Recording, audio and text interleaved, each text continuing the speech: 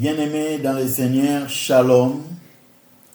Aujourd'hui, l'Éternel m'a mis à cœur de partager avec vous ces thèmes sur l'intervention divine. Sans plus tarder, prenons nos Bibles. Nous allons lire deux passages dans les Actes des Apôtres. Le premier passage, c'est dans le chapitre 1er, verset 8. Et le deuxième passage, c'est dans le chapitre 2, verset 2. Je commence par le chapitre 1er, verset 8. La Bible nous dit « Mais vous recevrez une puissance, le Saint-Esprit survenant sur vous, et vous serez mes témoins à Jérusalem, dans toute la Judée, dans la Samarie, et jusqu'aux extrémités de la terre. » Le chapitre 2, verset 2, la Bible nous dit « Tout à coup, il vint du ciel un bruit comme celui d'un vent impétueux, et il remplit toute la maison où ils étaient assis. » Voilà, ces deux passages des Actes des Apôtres sont des passages où le Seigneur était en train de passer ses derniers moments sur terre avec ses disciples. Il voulait déjà retourner auprès du Père. Il les a rappelé la promesse qu'il avait dit qu'il vous est avantageux que je m'en aille. Si je ne m'en vais pas, le Saint-Esprit ne viendra pas. Donc là, le Seigneur était en train de leur parler, de leur préparer déjà pour attendre la promesse de Dieu.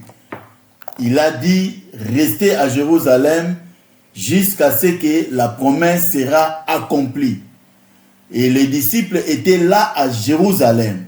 Donc il y avait une promesse. Là, je m'en vais dire à une personne qui a la promesse de Dieu, à qui Dieu a promis quelque chose. Il faut avoir aussi une attitude pour attendre cette promesse. Pour les apôtres, la Bible nous dit, ils étaient là où le Seigneur les avait demandé de rester. Ils étaient en train d'attendre l'accomplissement de la prophétie. Ils étaient dans la vie de prière ensemble, dans l'unité. Tous étaient dans un seul lieu. Ils priaient et ils attendaient la promesse de Dieu.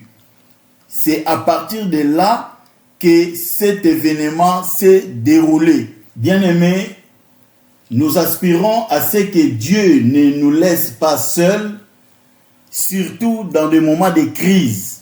Nous avons tous besoin de Dieu et nous voulons que Dieu puisse intervenir dans nos besoins. Mais ici, nous devons comprendre que Dieu intervient souvent quand sa puissance rencontre notre confiance ou notre foi au moment où on l'attend le moins. Quand Dieu entre dans notre histoire, tout ne sera plus comme avant. Les choses vont changer.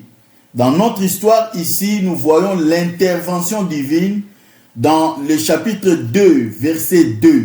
Comment Dieu a intervenu, comment Dieu est descendu. Il a voulu prendre maintenant les choses en main. Voilà pourquoi nous allons expliquer l'intervention divine sous trois différents points. Le premier point, je l'ai intitulé « Tout à coup, il vint du ciel un bruit ». C'est dans ce premier point que j'ai tiré mon thème d'intervention divine. Parce que là, l'auteur nous dit tout à coup. Ce qui veut dire en d'autres termes, soudainement, subitement, brusquement. Donc les apôtres étaient réunis, ils attendaient l'accomplissement de la prophétie, de la promesse que le Seigneur leur a donnée, mais ils ne savaient pas à quelle heure ou de quelle manière cela va arriver. Ils étaient là, en train de prier, ils étaient réunis tous ensemble, et le Seigneur les a surpris. Donc c'était comme une surprise qu'ils ont vécue. Le Seigneur est descendu directement. C'est pourquoi la Bible dit, tout à coup, il vint du ciel un bruit. Donc le bruit s'est fait entendre de manière brusque. Les apôtres ne s'attendaient pas. Voilà pourquoi je dis à celui qui a la promesse, le Seigneur t'a promis quelque chose, il faut attendre la promesse de Dieu dans une bonne attitude. Et ils étaient dans la prière pendant ces temps où les autres fêtaient. Mais eux, ils étaient entourés, encerclés. Et personne ne savait ce qui s'est passé en Jérusalem.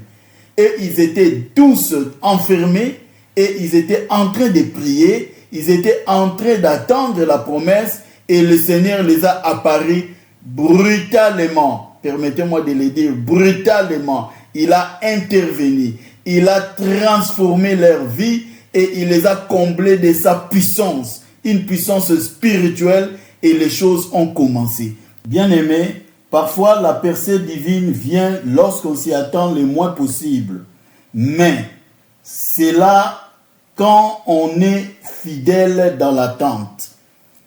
Dieu peut intervenir puissamment dans notre vie de manière inattendue. Donc ce que Dieu attend, c'est notre attitude. Lorsque tu as la foi, le Seigneur va se manifester. Donc la foi va motiver les choses, ça va attirer les choses vers toi et tu verras la promesse de Dieu se réaliser dans ta vie. Donc tu peux attendre pendant plusieurs jours sans voir le changement, mais à un instant, le Seigneur se manifeste et Dieu peut changer et transformer les choses directement dans ta vie.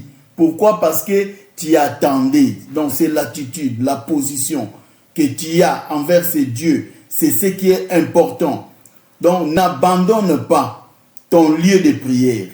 Tu dois continuer à persévérer. Tu dois rester dans ta position ensemble avec les autres en train de demander la faveur de Dieu, de prier le Seigneur, d'attendre comme Habakkuk avait dit, j'étais à mon poste et j'attendais. C'est cette position-là qui va amener maintenant le tout à coup dans ta vie.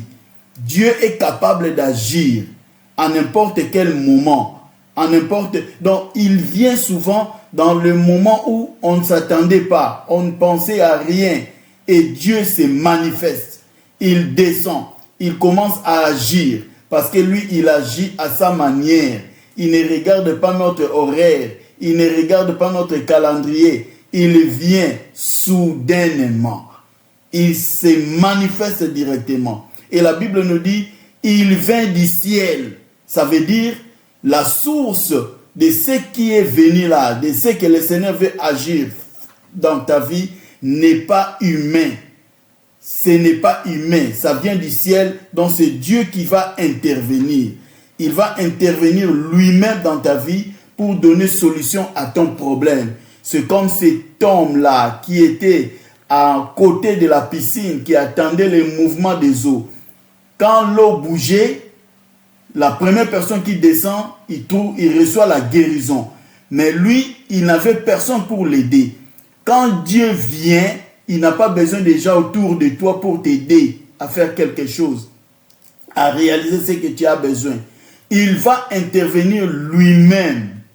C'est ce qui s'est manifesté aussi au jour de la Pentecôte. Le Seigneur s'est levé et il a habité la vie des apôtres et les choses ont changé. C'est comme si le ciel est descendu sur la terre. Le Seigneur est descendu sur la terre. Il a voulu habiter avec nous, plein de grâce et de bonté. Le deuxième point, c'est comme celui d'un vent impétueux. Lorsqu'on parle du vent, en hébreu, cela signifie esprit, souffle, vent. Donc ici, le Saint-Esprit est descendu, bien qu'on ne le voit pas. Mais il est descendu avec puissance, une présence surnaturelle. De la manière dont nous avons vu dans Genèse, chapitre 1er, verset 2, la Bible nous dit « Et l'Esprit de Dieu se mouvait au-dessus des eaux. » Et pendant ce temps-là, la terre était informe et vide. Le Saint-Esprit est descendu. Malgré les ténèbres, malgré l'informité de la terre et le vide qu'il y avait, lorsque le Saint-Esprit est descendu, quand Dieu a commencé à parler, le Saint-Esprit était là pour se mettre en œuvre. Il a commencé à agir. Ce qui veut dire, lorsque le Saint-Esprit descend dans nos vies, il commence à nous donner, la première des choses, il commence à nous donner la forme. Il commence à nous donner la forme et il remplit ces vides qui étaient en nous. Et il nous donne une forme voulue par lui pour nous rendre capables de pouvoir tenir, de pouvoir accomplir la mission que le Seigneur nous a confiée. Donc, il est vraiment important pour nous, en tant qu'enfants de Dieu, de demander la présence divine, la présence de Dieu, la présence surnaturelle. Ces vents invisibles doivent souffler dans nos vies pour que nous puissions aller en avant, pour que nous puissions réussir dans notre mission sur terre. Car sans le Saint-Esprit, comme le Seigneur nous l'a dit, vous ne pouvez rien faire. C'est lui qui va nous aider, c'est lui qui va nous orienter, il va faire tout. Imaginez que les apôtres, avant la venue du Saint-Esprit, ils étaient enfermés dans un seul lieu. Ils avaient même peur de se promener. Juste quand Jésus-Christ est mort, avant sa résurrection, les apôtres fouillaient. Quand il est ressuscité, il les a apparus, il a passé du temps avec eux. Ils étaient toujours enfermés. Ils ne pouvaient pas témoigner de leur Dieu, de leur Seigneur qui est aussi le nôtre. Mais ils étaient enfermés. Quand le Saint-Esprit est descendu, du coup, les apôtres se sont levés. Ils ont commencé à parler de la part du Seigneur. Ils ont commencé à annoncer la bonne nouvelle. La peur a disparu, la honte a disparu. Ils étaient là comme des enfants. Ils étaient donc sûrs d'eux. Pourquoi? Parce que le Saint-Esprit était là. Il était avec eux. Si tu as un défaut, laisse-moi te dire qu'avec le Saint-Esprit, tu seras transformé. Et lorsqu'il descend, il provoque un transfert entre le ciel et la terre. Les miracles s'opèrent et la gloire de Dieu se manifeste. Comme dans le livre de Zacharie chapitre 4 verset 6, la Bible nous dit: c'est ici la parole que l'Éternel adresse à Zorobabel. Ce n'est ni par la puissance, ni par la force, mais c'est par mon esprit, dit l'Éternel des armées. Donc ce n'est pas la puissance, ce n'est pas la force, ce n'est pas notre richesse, notre intelligence, tout ce que nous avons. Ce n'est pas ces choses qui peuvent nous faire des grands ou qui peuvent faire quelque chose dans nos vies, mais c'est par l'Esprit du Seigneur, par l'Esprit de l'Éternel. Ce vent qui a soufflé dans la vie des apôtres, dans la maison où ils étaient, c'est cet esprit-là qui a agi dans la vie de Zorobabel. Zorobabel avait des obstacles. Il y avait des montagnes qui lui empêchaient de réaliser ce que le Seigneur lui avait confié comme mission. Mais le Seigneur est venu lui dire: ce que tu as commencé, ta main a posé le fondement, la même main l'achèvera. Comme il est écrit dans Zacharie 4, 9, les mains de Zorobabel ont fondé cette maison et ses mains l'achèveront. Donc, avec le Saint-Esprit, il n'y aura plus d'obstacles. Que le Saint-Esprit puisse habiter dans nos vies. Que le Saint-Esprit puisse marcher avec nous. Qu'il puisse nous remplir, nous combler de sa présence, de sa puissance et nous aider à vivre de manière digne de l'Évangile, comme le Seigneur nous l'a montré. Bien-aimé, laisse-moi te dire encore une fois de plus, en descendant sur terre, dans nos vies, il déclenche un transfert entre le ciel et la terre. Le miracle s'opère et la gloire de Dieu se manifeste dans nos vies comme nous l'avions vu dans la vie des apôtres. Le troisième point, je l'ai intitulé « La plénitude de la présence divine ». Là où la Bible nous dit « Il remplit toute la maison ». Donc là où ils étaient, le Saint-Esprit a rempli non seulement les apôtres qui étaient là, les disciples disons, mais toute la maison aussi était remplie de la plénitude de Dieu, la plénitude du Saint-Esprit. Ici, je parle de toute la maison. Je ne parle pas d'une partie de la maison, mais toute la maison. Pas une visitation, mais une occupation complète. Le Saint-Esprit est descendu, il a rempli toute la maison. Toutes les chambres sont remplies de la présence de Dieu. Le salon, la cuisine, toutes les pièces de notre maison est rempli de la présence divine. Ici, nous voyons la présence dans la présence. La présence dans la présence, pourquoi? Parce que Dieu est omniprésent, il est présent partout. Mais cette fois-là, c'est sa gloire qui se manifeste en toi, dans ta maison. Dans votre quartier, personne ne saura que là, il y a quelque chose qui se passe. Seulement ceux qui ont les yeux pour voir. C'est eux qui comprendront que là, dans cette maison, il y a quelque chose qui se passe, quelque chose de mystérieux. Mais toi, tu vas comprendre que non, tu es rempli, tu es revêtu. Voilà pourquoi une telle maison, les hommes occultes, les sorciers, les agents des ténèbres ne sauront pas résister pendant longtemps dans cette genre de maison. Pourquoi? Parce que la présence de Dieu est là. Dieu est là. Laissez-moi vous dire, bien-aimés, que ces vents soufflent encore aujourd'hui. Dieu a besoin de souffler dans nos maisons. Il a besoin de souffler dans nos églises, dans nos cœurs, dans nos maisons. Il veut remplir nos vies de sa présence. Il veut se manifester dans nos vies.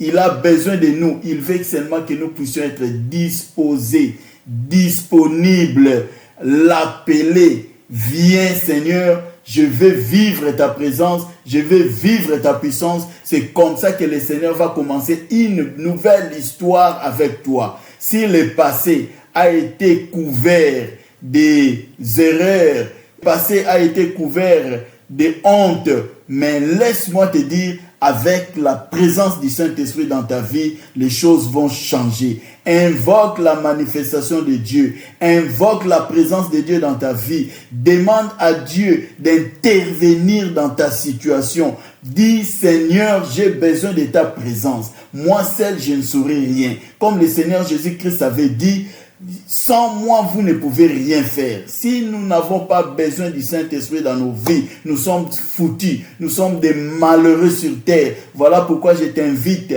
à demander au Saint-Esprit de remplir ta vie de sa présence, que nous soyons tous revêtus de la puissance d'en haut et que le Seigneur puisse se manifester dans nos vies. Voilà comment Christ a vécu sa vie. Lorsqu'il est venu prendre le baptême, nous voyons Jésus recevoir le Saint-Esprit qui est descendu sous une forme de colombe. C'est la réception de l'Esprit. Et quand il est parti dans le désert, la Bible nous dit il était poussé par l'Esprit. Il était rempli du Saint-Esprit. Dans le désert, après la prière, quand il est retourné, il a été revêtu de la puissance d'en haut. Ces trois étapes, nous devons les vivre dans nos vies. Ne pas seulement recevoir le Saint-Esprit et le mettre à côté et continuer à vivre ta vie comme tu le voulais. Non, le Saint-Esprit a besoin de l'intimité. Il veut parler, il parle, il conseille, il oriente.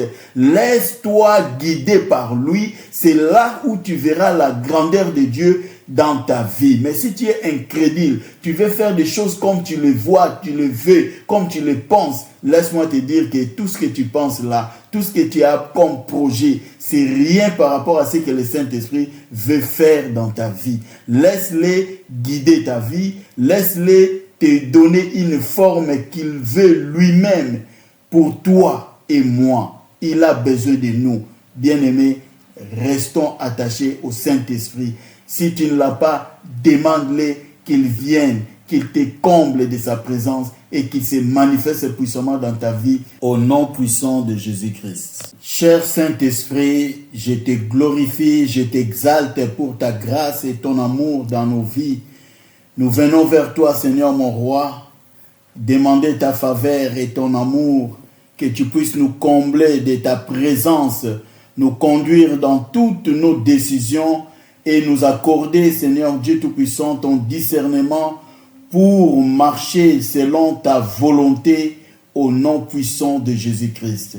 Ouvre nos yeux spirituels pour comprendre les temps et les saisons. Ravive en nous le feu de la prière, que nous puissions être des hommes de prière et que ta grâce, Seigneur Dieu, soit manifeste, Seigneur Dieu, dans nos vies. Que l'adoration soit notre mode de vie. Brise la tiédeur et restaure notre communion avec toi, Seigneur. Nous t'implorons, manifeste ta grâce, Seigneur Dieu, dans nos vies. Saint-Esprit, agis puissamment. Que ta puissance, Seigneur Dieu Tout-Puissant, se manifeste dans nos vies et que nous puissions vivre des signes et des prodiges. Que ta grâce, Seigneur mon roi, coule dans nos vies. Opère des miracles au sein de nos familles, au sein de nos églises, que nous puissions vivre tes miracles, Seigneur Dieu, comme au jour de la Pentecôte, comme au temps des apôtres. Nous voulons vivre, Seigneur Dieu Tout-Puissant, les miracles dans nos vies. Sanctifie-nous, Seigneur, purifie nos pensées, nos paroles et nos actes. Crée en nous un cœur pur et renouvelle en nous un esprit bien disposé. Seigneur, envoie un vent de réveil dans nos églises, dans nos vies, Seigneur mon roi. Ouvre-nous, Père éternel, mon Dieu, que nous puissions proclamer l'évangile avec audace et amour. Ô Saint-Esprit, attire le cœur vers Jésus par ta puissance irrésistible, comme tu l'as fait, Seigneur Dieu, au temps d'Élie, qui a ramené le cœur du peuple vers toi. Nous voulons, Seigneur Dieu, que nos cœurs, les cœurs du peuple, puissent retourner vers toi au nom de Jésus. Interviens, Seigneur mon roi. Manifeste ta grandeur et ta puissance, Saint-Esprit, dans nos vies, au nom puissant de Jésus-Christ de Nazareth, que nous avons ainsi prié. Amen. Que Dieu vous bénisse abondamment. À la prochaine.